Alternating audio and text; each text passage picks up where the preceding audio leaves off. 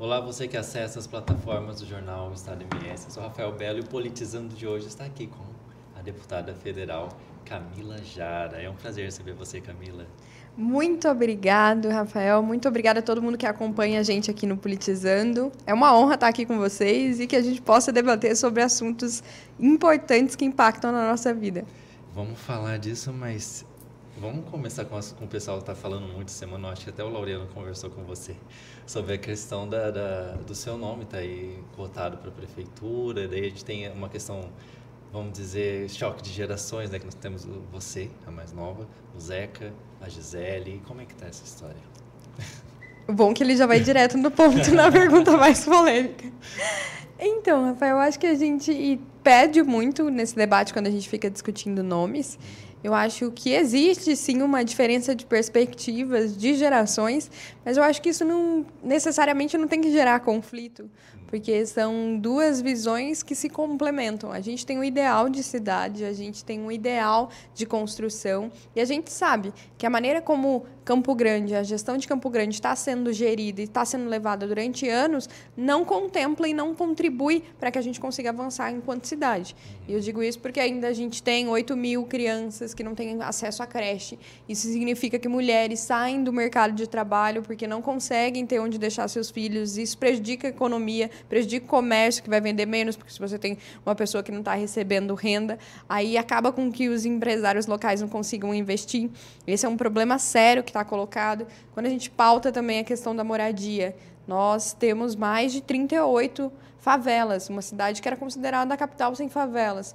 Então, qual modelo de cidade que a gente quer? A gente quer esse modelo de cidade que o comerciante que tenta ficar aberto depois das 11 horas recebe a PM na porta porque a licença, a burocracia para conseguir o alvará de funcionamento depois desse horário é um absurdo. E aí a gente não está falando sobre oposição à lei do silêncio ou não.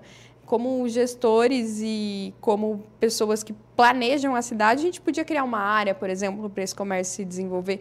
Então, são inúmeras deficiências e inúmeras ações que precisam ser feitas para que a gente realmente torne a nossa cidade mais inclusiva, mais democrática e uma cidade onde ninguém precisa ficar para trás. E eu entendo que quando a gente tira o foco de nomes, de representação, e a gente pensa modelos de cidade, a gente começa a ter que se colocar num processo de escuta, um processo de ir nos bairros, de estar junto com a população, para saber o que ela espera da gestão de Campo Grande. E nesse processo todo mundo ganha. Então, que a gente possa debater projetos políticos e que cada candidato que está colocado o nome aí, ou pré-candidato, possa expressar e dizer por que está colocando o nome à disposição e por que quer estar à frente da prefeitura. O poder pelo poder não compensa. É o que falta, né, para Campo Grande, um projeto político, né, que até agora a gente só teve projetos de poder, né, nesses últimos anos, que está aí a situação que está atualmente, que ninguém, sim, é uma bucha, mas é um super desafio assumir uma prefeitura ou a ideia de ter um nome à disposição para a prefeitura hoje. Né? É uma responsabilidade muito grande e o PT tem consciência do tamanho da responsabilidade. E mais do que isso, a gente tem um governo federal agora e tem um legado do nosso modo de governar que tem que ser expresso e que tem que deixar claro para a população sobre quais tipos de políticas públicas estão sendo desenvolvidas lá que vai atender a população aqui na frente. Então, o PT tem muito essa consciência que a gente saia desse processo ainda maior e que a gente consiga entender que quando a gente se junta, quando a gente pensa o projeto político, a gente consegue avançar. Então, o meu nome está à disposição do partido, como sempre esteve, foi assim na candidatura para vereança, foi assim na candidatura de deputada federal, mas a gente sabe que no final a gente vai conseguir encontrar qual é o melhor caminho, e eu tenho certeza que tanto a Gisele, quanto o Zeca, quanto o meu nome, a gente tem capacidade de representar esse projeto de uma nova perspectiva de cidade. E aí vem prévias ano que vem, né? Exato, porque o PT é um partido com um P maiúsculo, é um partido que a gente tem disputa interna, que a gente debate tese, que a gente debate projeto. Isso é muito importante, porque é assim que a gente conseguiu, por exemplo, ter ideias inovadoras que a gente aplicou aqui em Campo Grande. O restaurante popular, na época da gestão do Zeca, por exemplo, agora está indo de acordo com a demanda da população em relação às cozinhas solidárias, que são aplicadas lá em São Paulo, pelo Guilherme Boulos. Então, tem muita coisa que a gente pode fazer e dá para pensar assim, o PT está na disputa, está forte, terá um projeto para Campo Grande e vai ser um projeto diferente de tudo isso que está aí colocado. E pela sua história familiar, inclusive com o PT, com os seus pais, então essa tem uma outra história rolando do pessoal também, é só história, né? Eu respeito muito o pessoal. Nós, em conjunto com a bancada deles lá em Brasília, estamos enfrentando debates estruturais e sérios. Espero que o pessoal esteja junto com a gente nesse processo de construção, mas o meu momento e o meu lugar de construção é o Partido dos Trabalhadores, é o partido que tira as pessoas da miséria, é o partido que faz com que nosso país possa conseguir se desenvolver sem deixar ninguém para trás. E atualmente você tem sido a cara disso tudo, né? De desmentir as tantas fake news que aparecem, que a gente vê muito você falando dos seus trabalhos, mas também desmentindo muita história distorcida que acontece na internet hoje. Né? E eu acho que não é nem história distorcida. Eu acho que, às vezes, eu parto do princípio que é ignorância política mesmo. Porque, por exemplo, a gente não resolve um problema estruturante de segurança pública dando arma para a população. Saiu o relatório de agora sobre o Observatório da Segurança Pública no Brasil. A gente já tem países que, por exemplo, legalizaram a arma e, mesmo assim, ainda tem índices de violências e índices de prisão. Porque a gente não pensa a estrutura da sociedade, a gente não pensa como a gente vai mudar as coisas, que é o que todo mundo espera, com jargão e lacrando nas redes sociais. E aí é muito mais difícil você sentar, discutir, ver os dados, pensar e falar, olha, a solução para o problema que você quer não está fácil, mas a gente pode sentar e pensar e construir isso junto. Bora nessa? Porque é uma responsabilidade, não é só a responsabilidade do representante público, é uma responsabilidade da sociedade de uma maneira geral, porque a democracia só funciona se a gente construir e pensar as coisas juntos. E a questão do MST, né? Que é um outro embate que está direto na Câmara, justamente por essa polarização que ficou muito forte, né? Durante a campanha e continua, né? A campanha continuou, acabou a campanha e continuou em campanha nas redes sociais, principalmente, e nas ruas por aí. Essa questão do MST tem sido muito batida, né? Porque, não, no governo anterior não tinha, agora voltou o MST e está tendo essa CPI, essa questão toda... Que você mostra o que acontece em loco e eles falam do que eles não conhecem de fora. Eu acho que, primeiro, a gente não tem que ter medo de organização de movimento social. E se não tinha mobilização do MST ou dos movimentos de luta pela terra com ação direta, é porque essas pessoas se sentiam coagidas e ela tinha medo. E ninguém que se sente coagido da maneira de se expressar está no estado livre, está no estado liberal, por exemplo, onde todo mundo pode se expressar. No governo passado, a gente também não tinha investimento na agricultura familiar. E a gente tem um legado de 33 milhões de pessoas que passam fome. Essa é a consequência direta. A consequência direta é você parar no semáforo, que a gente para aqui em Campo Grande, e ver mães com crianças no colo, vendendo e pedindo ajuda. É isso que a gente tem que lidar quando a gente não pensa qual vai ser a maneira que a gente vai produzir. E a CPI do MST é uma tentativa desesperada de pessoas que não entenderam que a população rejeitou o projeto de miséria que eles representavam, de tentar pautar o debate e desperdiçar o tempo dos parlamentares. Porque eu já tentei puxar a conversa. A gente tem que defender o direito do proprietário e ele precisa ter a segurança para conseguir produzir.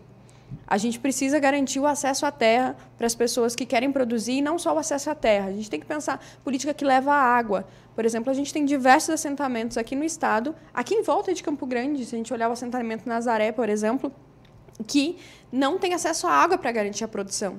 E aí todos os legumes e verduras, a maioria que a gente vê no mercado, não vem daqui, vem do estado de São Paulo. A gente está gerando renda e está gerando emprego no estado de São Paulo sobre um produto que a gente consome aqui. Então, a gente não consegue se desenvolver porque a gente não tem investimento na agricultura familiar. Vamos debater em como a gente pode estruturar a agricultura familiar para a produção e criar um ambiente seguro para os proprietários de terra. Dá para a gente resolver isso. A gente tem um fundo Indersul aqui, criado pelo Zeca, na época, que tem uma contrapartida financeira para a gente conseguir indenizar os proprietários de terra. Então, dá para fazer, só que ninguém quer discutir solução lá. As pessoas só querem ganhar cliques, likes e, lacrei, desconstruir ela. E, na verdade, você está desconstruindo a política. Você está desconstruindo a oportunidade que as pessoas têm de fazer diferente e da gente conseguir gerar emprego, gerar renda, conseguir matar a fome da população. E é por isso que a gente precisa debater esses problemas. Para resolver esse conflito, né? Porque a gente está num estado agro. Aqui é agro, o agro sustenta o estado basicamente e não é falado sempre foi falado politicamente nos planejamentos de fortalecer a agricultura familiar, né? E quando fortalece sempre falta alguma coisa, né? A UFMS sempre teve um projeto voltado para as famílias, né, que trabalham com a agricultura familiar e falhavam no final, na hora de escoar esse produto, na hora de chegar ao produto final, porque acabava tendo um intermediador e acabava ganhando mais do que a família, né? E por isso que a gente tem o PAA agora, que é um programa, por isso que a gente tem o PAA, que é um programa de aquisição direta de alimentos para a gente garantir que o pequeno produtor exporte. E a gente, sim, é um estado do agronegócio, é um estado agrário. E a gente tem que parar de ter medo do embate e do conflito de ideias. O conflito de ideias sempre propõe a construção de algo que pode fazer com que a gente avance. Nós somos um estado que exporta principalmente commodities. E a gente é um estado que, mesmo assim, ainda temos pessoas que passam fome e que precisam de auxílio, porque senão não vão ter o que comer. Então, a gente precisa de alguém que seja retaguarda para essas famílias. A agricultura familiar pode ser essa retaguarda. E o governador foi muito feliz e preciso quando ele disse no evento de lançamento do Plano Safra aqui que a gente já tem um agro que é forte, que consegue se sustentar, já passou por um processo de investimento estatal. Que é bom a gente deixar claro que lá em Brasília, antes do governo Lula, a gente tinha um monte de trator que ocupava o Planalto Central, mas não era para dizer que o governo não prestava ou para pedir o fechamento do Congresso. Eles estavam lá porque eles não tinham dinheiro para conseguir produzir, porque eles estavam endividados. Então, teve um programa do governo federal, o governo Lula investiu durante muito tempo nesse setor, e agora a gente precisa olhar para quem está mais precisando. O Estado tem que ter essa capacidade. Você olha para olha, ele está precisando agora. Naquele momento, a gente olha para o outro e vê que ele está precisando mais. Então, o governador foi muito feliz quando ele disse que a gente precisa investir mais em quem mais precisa.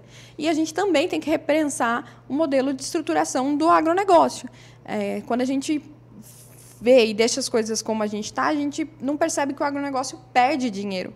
O setor primário é o que menos gera redistribuição de renda. Não tendo redistribuição de renda, a gente não tem aumento do consumo. Não tendo aumento do consumo, o empresário que tem uma loja não vai conseguir vender. E a gente continua exportando para a China a soja em grão, in natura, para eles venderem de novo para a gente em formato de ração. Então, a gente compra de volta deles para alimentar o gado aqui. Se a gente tivesse pensado um modelo de financiamento para investir na industrialização local, a gente teria lucrado muito mais, teria aumentado o emprego, teria aumentado a renda local, e a gente faria com que o grande produtor também tivesse um lucro maior. Então, quando a gente fica preso num modelo, quando a gente fica preso numa defesa, a gente acaba perdendo. Porque até então o objetivo era lucro, né? Exatamente. Porque você não pensa que se você é um estado agro e é caro você comprar essas coisas no estado, tem uma coisa muito errada. Não, aí, e o né? lucro é menor. Se você vender a soja in natura, você vai lucrar menos do que se você vender a ração. Então, a gente precisa de um novo modelo, inclusive do agronegócio. E Camila, como é que está sendo essa fase nova, né? Porque você já vivia na correria como vereadora. E agora, como deputada federal, a gente vê você basicamente em toda parte. Em toda parte. Eu tô precisando virar tempo da Hermione, sabe? Para poder estar em vários lugares ao mesmo tempo. Eu tô sentindo muita falta de estar em contato no dia a dia com a população aqui. A vereança me proporcionava isso e eu sempre fui aquela pessoa que gosta de estar na rua, de conversar, de andar. Hoje eu vi que minha assessoria fez algumas agendas externas e eu estava em agenda interna e eu falei, por que não me colocaram nessas agendas externas, que eu gosto muito? Mas a gente sabe que o momento do país precisa que a gente trave esses debates lá no Congresso Nacional para a gente, inclusive, trazer melhoria para a população daqui. Então, o mandato não é feito só por mim.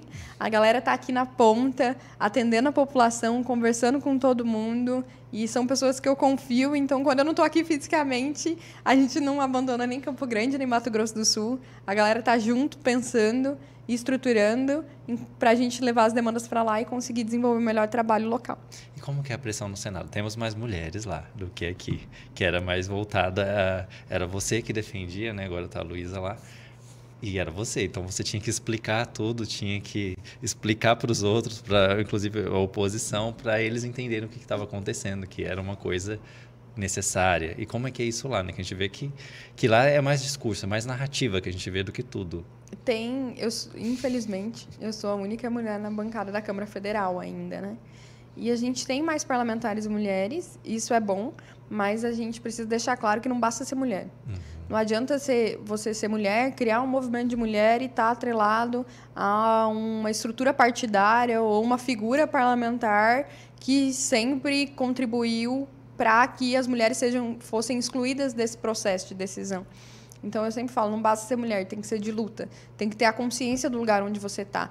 Tem que ter a responsabilidade de entender que não é porque você chegou lá que outras mulheres não têm que chegar em conjunto. E mais do que isso, a gente está lá para melhorar a vida de outras mulheres. E como a gente faz isso? A gente faz isso compreendendo qual lugar social que a gente está e para onde que a gente tem que caminhar.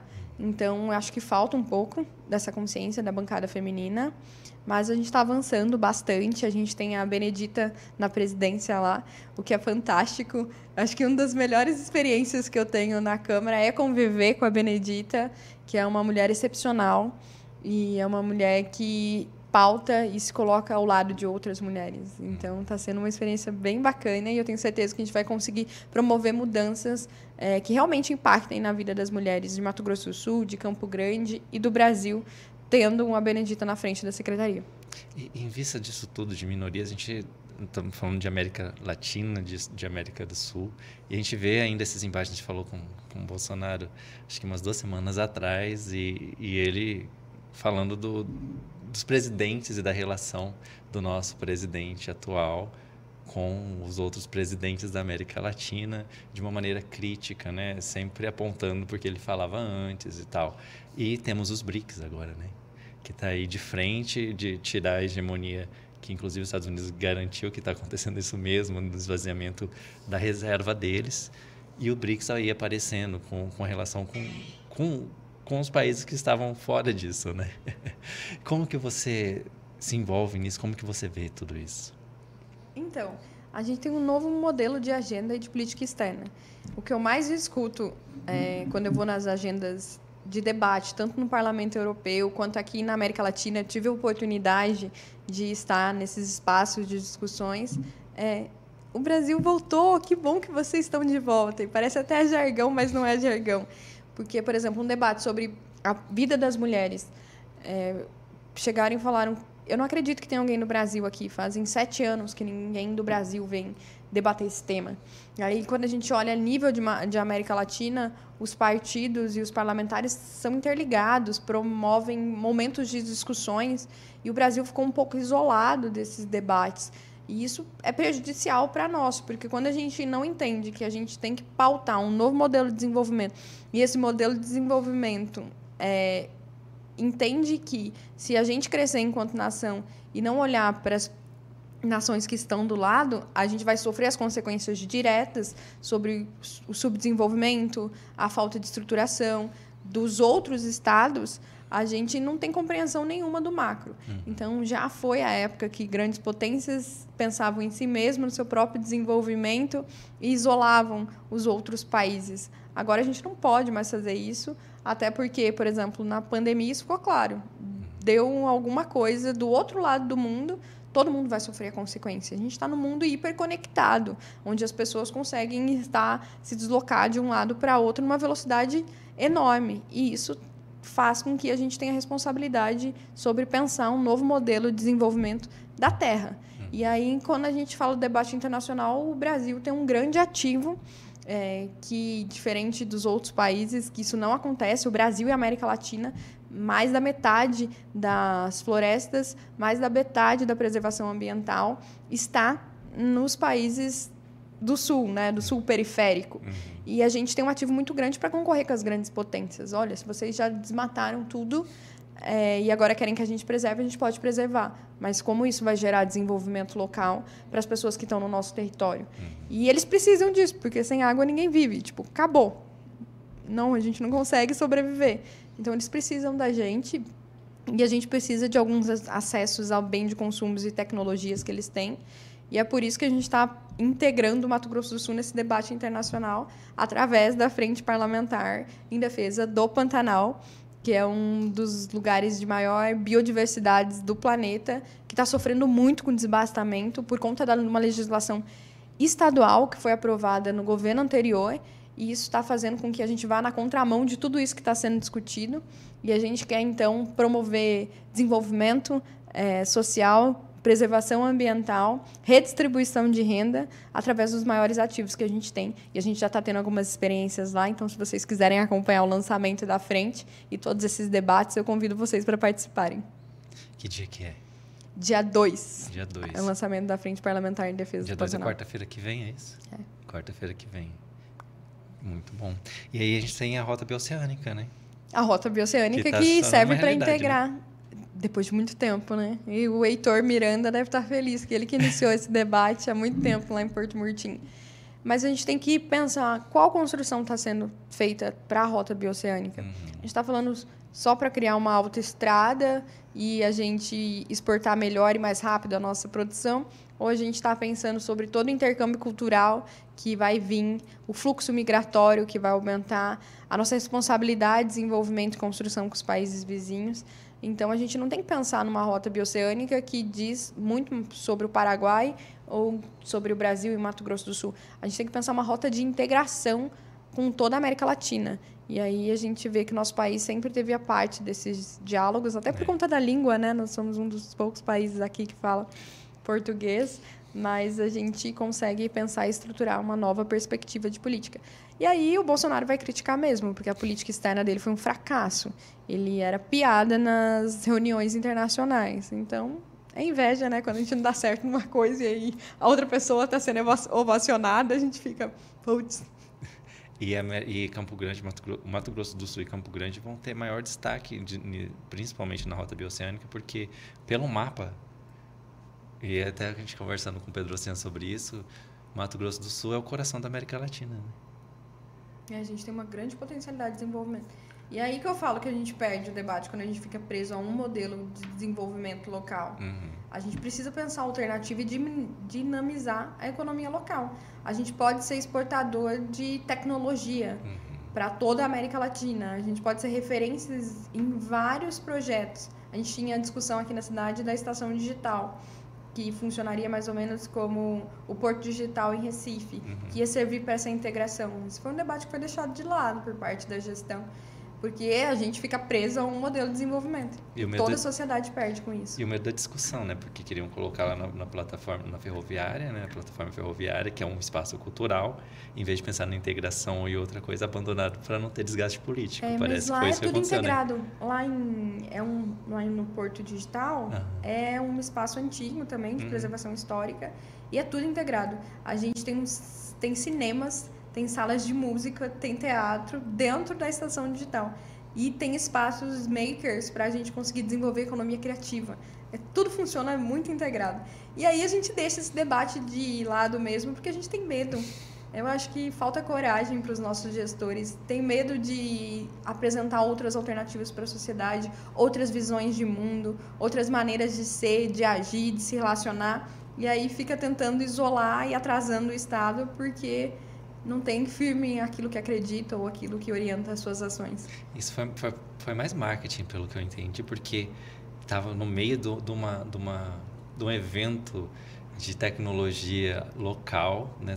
Você e o Roniz foram representando a Câmara lá e lançou a pedra fundamental. Nem foi no local que ia ser. Foi a primeira vez que eu vi uma pedra fundamental fora do ser lugar. lançada fora do lugar, né? Foi um convite para atrair principalmente os investidores, porque a gente não consegue desenvolver toda essa integração se a gente não tiver apoio do setor privado. Então, essa construção tem que ser feita em conjunto. Mas eu espero que agora a gente consiga integrar isso com o debate da Rota Bioceânica, do Porto Seco, da renovação dos meios de transporte do país. É uma coisa que vai conectando a outra. Nessa conexão a gente sabe que o nosso agro ele evoluiu de tal maneira que ele gasta praticamente só a água da chuva, né? Que muitas vezes e a questão da tecnologia, o Living Lab aqui, o Sesc Hub são modelos para o resto do país na questão de desenvolvimento de startups, né? Sobre a tecnologia e o agronegócio, a gente tem estudos que comprovam que a gente consegue triplicar a nossa produção sem precisar desmatar ou aumentar o uso dos nossos recursos naturais. Então, quem entende que para isso tem que avançar sobre as nascentes de Bonito e fazer com que as águas fiquem escuras, as nossas belas águas azuis, não entendeu nada. Não entende nem do próprio setor, porque não sabe quais tecnologias estão à disposição. E aí, nesse sentido, cabe ao governo do estado e ao governo federal facilitar o acesso ao crédito para que a gente consiga também que todas as pessoas tenham acesso a essa inovação tecnológica. Porque a gente vê uma série de coisas sendo desenvolvidas, desde robô que limpa a casa, até alguém que faz com que a gente não precise tirar a água dos rios para conseguir produzir. Mas alguém se apropria disso. Isso se torna um bem privado e aí é caro o acesso. Então, a gente tem que facilitar o acesso para que todos possam conseguir ter acesso a essas tecnologias e a sociedade como um todo ganhar. Nossos bastidores estão indicando que o nosso tempo está chegando ao fim. Já estamos em alerta. E antes da gente concluir, vamos falar do seu mandato agora. Como é que está para a gente chegar ao que as pessoas não sabem que você está fazendo por lá? Nós estamos com vários projetos de lei, o lançamento da Frente do Pantanal agora. Nós assumimos relatorias importantes nesse semestre. Apresentamos algumas discussões que a gente já tinha aqui na Câmara de Vereadores, como o órfão de feminicídio. Estamos pensando agora em alguns projetos mais votados e direcionados para pautas identitárias. E a gente entende que a gente precisa estar em conexão com a população. Por isso que a gente vai lançar agora nossa chamada pública para a construção das nossas emendas parlamentares. Então, aqui a gente fez um edital para envolver a sociedade civil organizada e agora a gente quer ir nos maiores municípios e fazer com que a população diga para a gente, olha, onde você quer que a gente invista para melhorar a vida e o seu dia a dia. Então, a gente vai estar empenhada agora nesses próximos 2 meses nesse processo de construção de emendas coletivas e também vai estar pautando o debate do governo federal. Me ofereceram também a relatoria, ainda a gente não conversou sobre o Vale Cultura, que quer voltar. Então, é mais uma novidade para o setor cultural daqui. E a gente está avançando e eu espero que a gente consiga avançar mais. Se vocês tiverem sugestão de pautas, de projetos de lei, de qualquer coisa relacionada ao processo legislativo, manda para a gente que a gente vai ficar muito feliz em pensar em construir esse projeto junto com vocês. E quais são as redes sociais, Camila? @CamilaJaraMS. Muito obrigado, Camila. Eu que agradeço. Contem sempre com a gente, mandem sugestão e faça parte dessa construção em conjunto para que a gente consiga avançar ainda mais na construção de políticas públicas e, mais do que isso, para que a gente consiga facilitar a vida no dia a dia. Obrigado, Bianca. O João está aqui também. E vou agradecer a minha equipe aqui. O Bruno está aí, o Kim, o Berlim. Lembrar uma pessoa de cada setor aqui, a dona Nídia, a dona Lígia, o Bruno Arce lá do Impresso, o Laureano Secundo, que já falou com a Camila, que esse conteúdo vai estar saindo no site, vai estar saindo no Impresso agora, que é o estadoonline.com.br. Eles têm o Instagram deles, que é o Estado Online MS. O nosso é o Estado Play, nós estamos com o Estado Play no Instagram, também o Estado Play Cortes, no TikTok, no Quai, no Twitter, no KO, no Spotify e também... Estamos como o Estado Play e o Estado Play Cortes. Eu inverti o discurso, comecei com o Instagram, quase me perdi. É isso, gente. Muito obrigado. Obrigado. Hoje a dona Ana está aqui, sempre atendendo a gente tão bem. Lá embaixo hoje é o seu Carlos, o pessoal da gráfica, o Cláudio, a Célia, a dona Nídia, a dona Lígia, o Rondinelli, a Esmeralda, a Renata, a Flavinha, que é responsável pelo site, a Letícia, que sempre coloca a arte tão bem lá pra gente. Muito obrigado mais uma vez, Camila. Eu que quero agradecer. Contem sempre com a gente está à disposição. É isso, gente. Qualquer dúvida, entre no @Camila Jara. Vocês encontram todo o conteúdo da nossa deputada federal e também nas nossas plataformas. Muito obrigado. E este foi mais um Politizando. Até o próximo episódio.